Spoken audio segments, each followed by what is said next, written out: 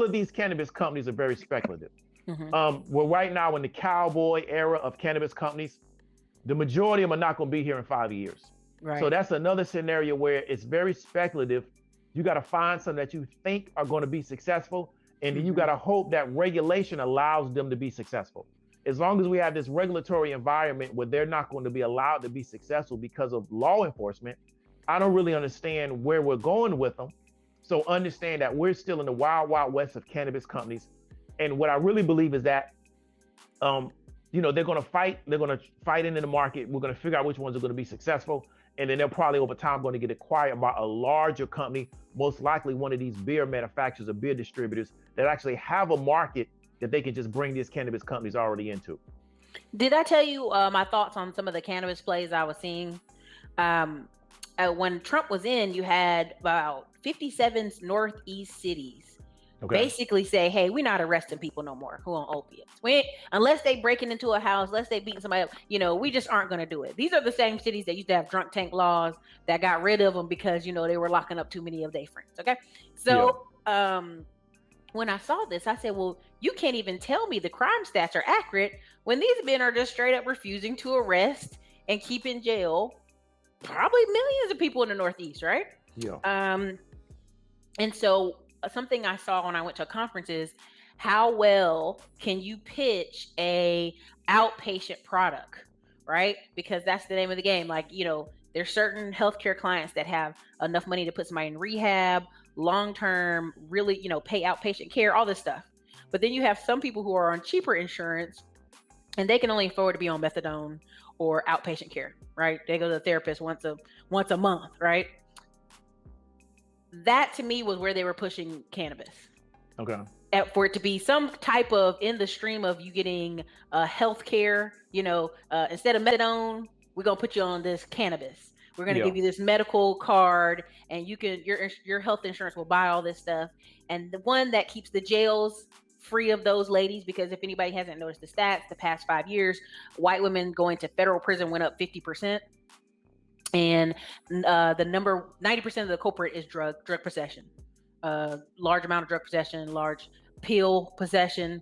And so I think they were like, whoa, wait a minute, 50% increase. Like what happened? Right. Yeah. And so then they're trying to course correct that, the pill industry issue to this now, because, a lot of the studies showed that Black and Latino people, the doctors didn't believe them. They didn't believe they were in pain. They didn't believe that they thought they were going to go sell the pills. And all this time it's been Miss Nice Jane down the street selling all the pills, right? Yeah. So I felt like cannabis, people got in the space because they were hoping to either be acquired by large medical companies, or they were hoping to be in this, new healthcare, teledoctor medical space. Does that make sense? Yeah, I understand. And I mean, I agree with you. But the challenges, and especially down south, I mean, we have states where, and I was watching a guy on Facebook, he was telling me like Tennessee, where they haven't even allowed for medical yet. So the South, and I know this because I'm from the South, and I used to deal with marijuana, is that they're very much anti-marijuana.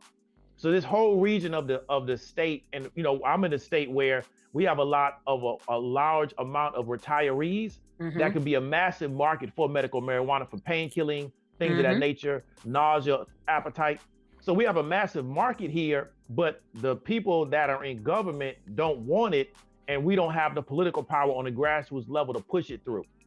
So I just think we're still in the early stages of the cannabis space. So even though you got states like Colorado where they pretty much went full recreational, we're still in the early stages. So if you're investing in these companies, you got to realize this is going to be a long-term goal, because we still have a public perception that cannabis is kind of like a degenerate drug. Yeah. So, alcohol is still really, really widely accepted, but a lot of people still feel like if you do marijuana, you're like a degenerate. And there's still, to me, very much a public perception about it. It's not as bad as it was 20 years ago, but it's still there, especially in the South. Unless you're in the South. South is like 1984 in the heat of the night. Exactly. So that's the problem. And so you still have that mentality, because even like in like Georgia, it was hard. They still don't have like a really, really, even with Atlanta now, this is crazy. Atlanta, you can go to a strip club, lady walking around with no clothes on, but you can't get medical marijuana. So I and you can get it, but it's still difficult. But you see, so when it comes to certain things, it's wide open. But when it comes to like medical marijuana, and it's still that mentality in the South to where if you deal with marijuana, you're a degenerate. Now, if you sip a little bit of alcohol here and there, it's not a big deal. You know, you drink a little moonshine, it's not a big deal.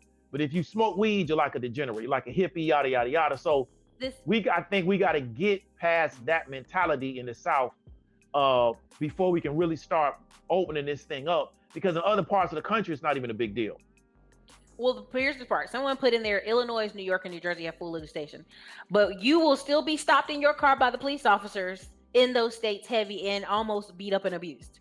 You know what I mean? Yeah. Like, there is this still war on drugs. And I have a cousin, Peanut Butter Hero, I hear you. I have a cousin who lives in Atlanta. He was diagnosed with PTSD when he left the military, and he was in Colorado. That's where he was last stationed. They gave him medical marijuana, everything. He's just like, I'm afraid to leave here because nobody else will let me have this particular medicine that helps me go to sleep and all this other stuff. And he moved to Georgia anyway. And him and his wife are always like, oh my God, we're scared to go anywhere because of this stigma. And so again, the crazy part is this is where the California influence might be worth something as they all move southeast to the Sunbelt states, because, you know, really, if you think about, look at what Washington State did. They pretty much pardoned over 6,000 people that were in jail on weed. When they voted to do it, they literally got bashed over the head like, y'all better go pardon these people and let people out of jail today. And they did. They like expunged 6,000 records. That you cannot convince somebody in Mississippi to do that. Yeah, you're right. You cannot convince somebody in Alabama, Huntsville, Alabama, to do that. You cannot convince outside of Atlanta to do that. Exactly. You cannot convince the Panhandle of Florida to do that. Exactly. As much as I love Destin and 30A, they're beautiful. I just don't like driving through there to there. Even in parts of North Carolina, little small towns, what you stopping them for? You know, it's the little stuff. Because I have family that are big police officers, and you have white police officers now going, this is not worth my time. Yeah. So again, you know, to me that's sad that you have to move all the way to West Coast until 2024. You know, it ain't that serious to me, right? Like, that's never been my thing, but I understand. I'm just like, it just ain't that serious. Yeah, and that's definitely the issue, is that, and also on the state level, and I tell people all the time, is that it's still federally illegal. So if I'm growing it, if they say, well, the state says, well, David, you can grow a certain amount personally, right? The problem is it's still federally illegal, where the feds can show up and still take me to jail or prison for marijuana cultivation. Mm-hmm. So I just think that we have to really, it's similar to prohibition of alcohol back in the early 1900s. I just think it's a public perception that if you want to utilize this particular substance, you're a bad person or you're a degenerate. And in the South is very much based on tradition. Mm-hmm. And it's hard to sometimes get people out of these traditions 20, that 30 are years. Not exactly. It's just hard. It's a long walk to get them out. I think they will get there. But when I saw how Florida really went against, I think we had a medical marijuana initiative, or maybe a recreational marijuana initiative that we kind of pushed down on the state level, because they said that they didn't want people to confuse it. It just kind of showed me that we're not ready. And we have a massive market down here between tourism and our elderly population. Mm-hmm. It will make so much money for this state if they just taxed it. But they're scared of the perception that, okay, well, everybody down here in Florida is just smoking weed. But we still are smoking weed, it's just illegal. So that's the problem. So I don't understand why we don't legalize it, but I think it's that old mentality, and it's kind of like that old Southern guard that is not decided yet to just move out of the way and let us go make some money. Well, I mean, and even when we're talking about, Jabras says, does Dave think budget deficits will drive the marijuana approval? And I want to let you answer, but the first thing I was going to say is, look at how many casinos we're greenlighting in Southern Sunbelt church states, whether we're using tribes, and like some of the tribes they're using look like me and are barely even state recognized. And there's nothing wrong with looking like me. I'm a federally recognized American Indian. But I'm telling you, like that's how serious it is, that they much rather give a casino to a tribe of black darker Indians who aren't even federally recognized than do we. That's just what I'm seeing on the ground floor, but I'll let you answer. And I mean, and I agree with you that the problem is that and especially in the South, and we're gonna go ahead and just keep it all the way a buck. In the South, you have a mentality that I'll cut my nose and spite my face. Mm-hmm. So Mm-hmm. even if I can benefit from a situation economically, because I just personally disagree with it, and that's your morals and your values, I get it. I won't do it. If I was Mississippi, we doing casinos, we doing medical marijuana, we doing everything because why? We're a poor state, we don't have no money coming in. No money. So I gotta do everything I can do to get some money coming in, but that's my mentality. But like I said, the South is very much about tradition, the way we did it growing up, yeah, and they don't want to move from that because Atlanta has the same issue. They want to bring casinos into Atlanta, but the old guard of Georgia don't want to do it. So the problem is we got a massive urban area that we can actually do a lot of money from the casino standpoint, but it's that, well, we don't like people gambling because it goes against our religion. Okay, cool. So then but you don't have to gamble, we can let somebody else do it. So that's the problem is I think these people, even from an economic standpoint, they are going to try to stand on something, and I don't disagree with them on that. But my question is, what is the greater good for the overall state? Mm-hmm. And how can we make this state develop economically? Because one of the biggest issues in the South that nobody wants to talk about is ever since they could not work people for free and take their labor, they never economically recovered from that. And it's because nobody was innovative about thinking, how can we develop economic models that work, even though now we can't steal people's labor anymore? And if you look at the South, there's never been a big tech push. There's never been a big push in other areas where we can take advantage of that. It's just, we're gonna kind of stay stuck in this rut. And the rest of the country, outside of certain pockets in the South, North Carolina, Atlanta, is gonna just exceed us because we wanna keep doing things the way we've done things the past 200 years. Prime example, I tell people about South Carolina. South Carolina compared to North Carolina is textbook 101 of the cultural Southern problem. Yeah. Not the manners, not the good food, not the sweet tea that makes you fat, like the cultural, like, you know, the federal government gave South Carolina some money to make the schools equal. South Carolina was like, we ain't gonna take that money. We ain't gonna take it. We rather not take the money than you dictate how we gonna do this, right? Well, then you have people like, God, that dude that has the late night show, Carlson with the glasses, and then Oprah. They come into South Carolina and, you know, build libraries and donate millions of dollars in books, and the state's still like, oh, here you go with that, right? Because now South Carolina has to change, right? Now, prime example, what do I mean? North Carolina's been growing teachers, schools. Exactly. They were very much, the Quakers in North Carolina were like, all right, Black people, you have your own school, your own hospital, your own everything, your own church. You won't bother me, I won't bother you. And that actually served us greatly. Greensboro Black people, some of the number one millionaires. Durham had a Black Wall Street before many places, you know, right?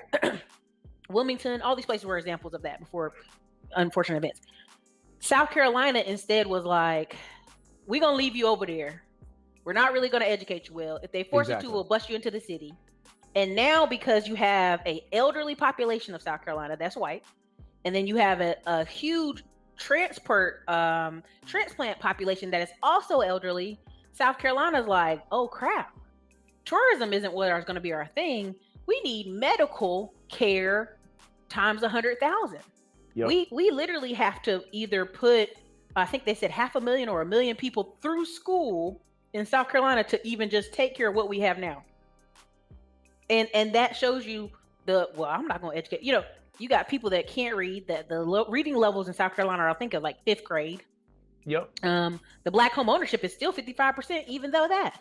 So really a lot of it is you have two different Souths going on. You got some North Carolina who are like, all right, let's just put them over there and let them do what they got to do. They leave us alone. And you have Atlanta, okay? But then you got South Carolina and you got, you know, Mississippi, right? Because Mississippi was like, fine, okay, we'll let go of this flag. Like, okay, you know, but if you actually look at those states financially, school-wise, you can tell the difference in the economy. South Carolina was losing about as many people as New Jersey. People just going elsewhere for work. When I lived in Charlotte, people were driving an hour up from South Carolina to work a $10 an hour job. And they were like, it's nothing there. So for me, if I'm in the South or I'm in a rural area where there ain't a lot going on, then I need to be infrastructure and tech. I need to be having a bunch of people who can work remote and still want to stay there in South Carolina. Not just get the skills and leave. Because that's everybody I know. I mean, people were like, when people were getting teaching, North Carolina had a thing where they pay off your college bill if you taught for 3 years. And a bunch of girls are like, oh man, they ain't got no jobs. They're like, well, if you go to South Carolina, they'll do it, they'll do it as well. You'd have girls go down there and in a year they quit. They'd be like, girl, the people can't read. They expecting too much from me. And they would come back. And it was because the old guard had let it get so bad. So, yeah, Sherry, you're right. South Carolina's a poor example of poor planning. Yeah. Yep. And I mean, I have family from there, and I can always imagine how my life would be different if they would not have left South Carolina. My grandfather, both grandmother, was born on sharecropper plots. I think my grandfather maybe had a 6th grade education because where he was at, the school for Black people, that's as high as you could get educated. So once you got past that 6th grade level, there was no other school for you to go to because the state of South Carolina would not spend money to educate Black people past that particular level. So that's what the reality was. So they never would have left South Carolina and went somewhere else, and things continue to go on. My father never would have been in a better position, and I would have never would have been in a better position. And that's really much the history of the South. When we look at Atlanta, the reason why Atlanta pulls so many people from other parts of the South is because there's nothing else going on in these other areas. There's really nothing going on in some of these other southern states. So Atlanta draws them in because at least people feel like I have an opportunity to do better for myself here because there's a lot more possibility, a lot more opportunity. So I feel you, Jabras, but let me explain something to you. These people are committed. I don't know if you're from the South. Yeah. These people are committed. Yes. Right? They're committed, and what they're very comfortable doing is that a lot of these people, and it's the mentality that where I will rule over the ashes, as opposed to trying to make the situation better for everybody else so we can all benefit. I don't care if it's at the bottom as long as I'm running it. You look at Mississippi, not to disrespect the state of Mississippi, but I don't understand.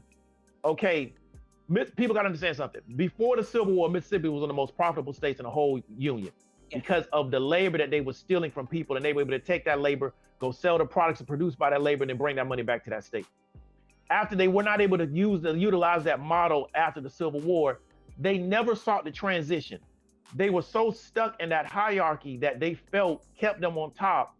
It's whatever I got to do to try to maintain this hierarchy, even as the state is going down economically, I don't care as long as I can just keep this hierarchy the way it is. I'm telling you, that's how these people down here think. So technology can change it, but they have to accept the change. And many times they don't want to accept the change.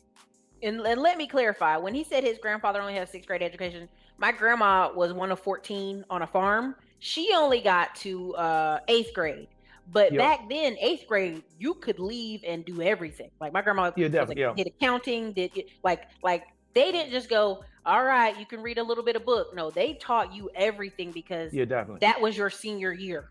Right. Exactly. My grandma was like, I couldn't go to school any longer, even though it was a time she was in a city that she could, because the number of kids in the farm, everybody couldn't go at the same time. Right. Exactly. And then she got pregnant a few years after that, married and pregnant after that. But I just want to clarify, because I know people are like, oh, you talking bad about that. No. 6th grade and 8th grade, North Carolina history, you was at senior level. Like goodbye, have a good day. You could go work in a factory or go do whatever. And I'm probably going to have to split this video in half and reload up this southern part and put it on the other channel because it's good. But I did want to say too, like what people, to get people to kind of understand what we mean about technology, there's parts of Florida that don't even have internet. Like they have signs when I was near my cousin where it's like putting rural internet out there. CenturyLink made all this money because they decided to go into Alabama and Mississippi and these rural parts to put internet there, but they had to do it at the cost of getting stuff from China. And I just want y'all to understand, like what he's saying about Mississippi, like is seriously not even funny because Mississippi has so many people. The highest percentage of people who own inherited land in Mississippi lived in Chicago. There's kind of a thing they call the Mississippi Highway where you go from Mississippi and you go live in Memphis for a while. Then you go from Memphis and you go to Chicago for a while. And then you send money back home. And I'm like, your state can't live like that long term. Exactly. It's never recovered. And like football kind of got them better, but at the end of the day, like I own family land in Mississippi from our Choctaw side of family. There's nothing I can do with it. It's in the middle of kind of nowhere, and it's beside Mhm. the Choctaw Reservation, and they'll pay you pennies on a dollar to use the recreational space. That's it. Yeah. And so, you know, what can you do with a state like that? That's like they kind of run themselves into the ground. You know what I mean? Yep. On purpose. They wreck the car. So it's very it's interesting because it's something that we will have to over our lifetime ratify. I don't know how, but you'll have to. Even when you see Tennessee, parts of Tennessee, East Tennessee, they cleared out that bad boy. The mountains Okay. of North Carolina, they were like, peace out, right? We'll leave. We'll go somewhere else. And what happened is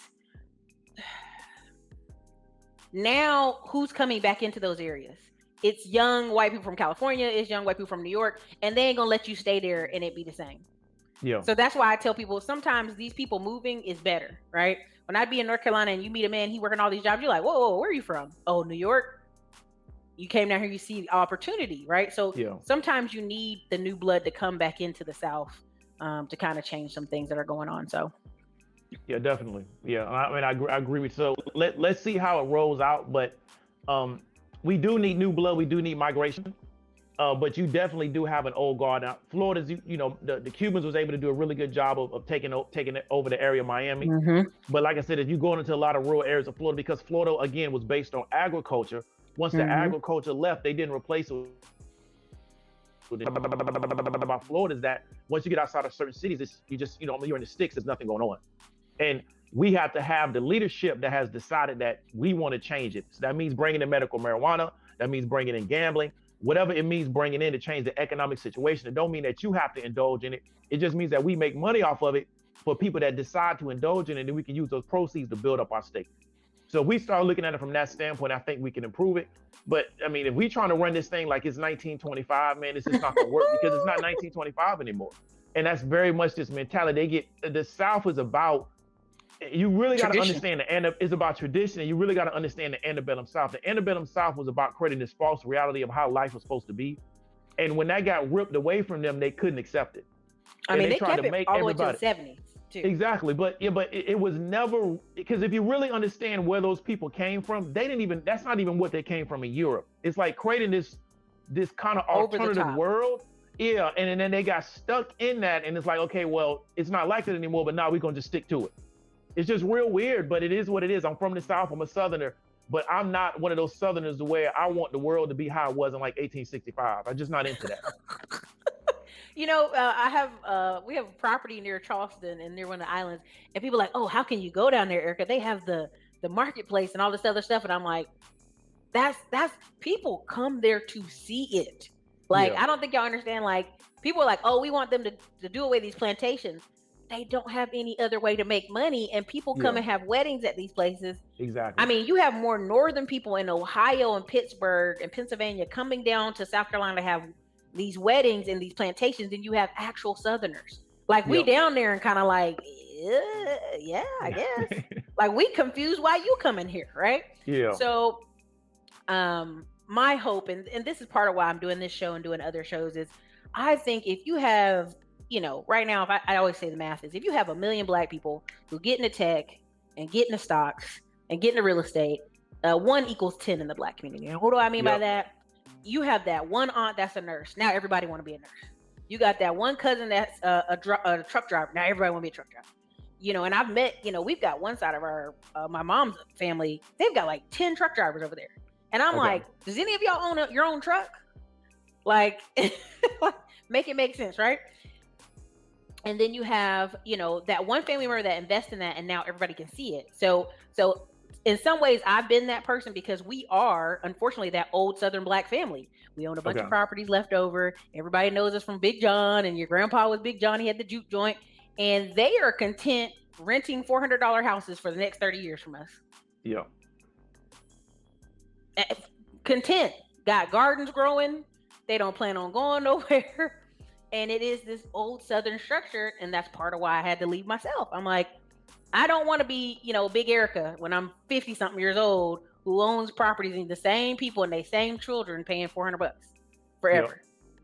You know what I mean? And I'll just kind of close that conversation with this. We had a cousin. Our family owns all these properties. So we have a cousin. Because of her pride, she had been renting this house from this man for 26 years. I think it was 26 Okay. or 27 years. He came to her. He said, "Oh, I'm real sick with this cancer. Now I feel bad not letting you know that my son's gonna take over these properties." She said, "Okay, all right, whatever." Now she's been renting this house for 26 years now by a military base. Man said, "Look, I'm gonna give you this chance to buy it from me for about 30,000. How would you say about that? I think that's fair. You've been here 26 years. I'm gonna sell you for 30,000." She, of course, says, "Well, I ain't got it." Now the house is worth $100,000. She's been by this same neighborhood for 26 years by a military base, and the values kept doing this. So he thought, "Hey, I'm gonna do her a favor and sell it to her for 30,000." Instead of her calling me, calling any of the other cousins, any family, because she thinks we think too highly of ourselves. She, a year later, when Mr. Whatever, I'm gonna leave it out, died, his son came through and said, "Okay, you're done. Pack it up. I'm gonna clean this house and sell it." like, like you just let 26 years of cheap rent keep you in this place. Yep. And there is a mentality to that, y'all. I mean, I'm trying so hard to express to y'all that, like, when you break down buying your own house, some people in these southern states are like you're like, this house is only 35,000. You could buy it. You paying $1,000 rent, your mortgage should only be $200. Yeah. So when we're talking about commenting a mentality, it's not that people are stupid. It's not that they're slow. It's just the way people have done things for so long. Exactly. So, but yeah, oh, she could have got a lot of stuff. I mean, it was crazy. Hello, I am Cherie, the business plan writer, and if you are looking for funding for your business in order to start, in order to grow a business, in order to buy a business, whether you're looking to do real estate or you are looking to buy a truck, Middleman to Millions, any of the other programs that Ericka has, I hope that you will contact me because we can talk about the options that you have in order to get the funding that you are looking for. So you can always call or text me at 703-489-4589. We can discuss your options and find the best one for you.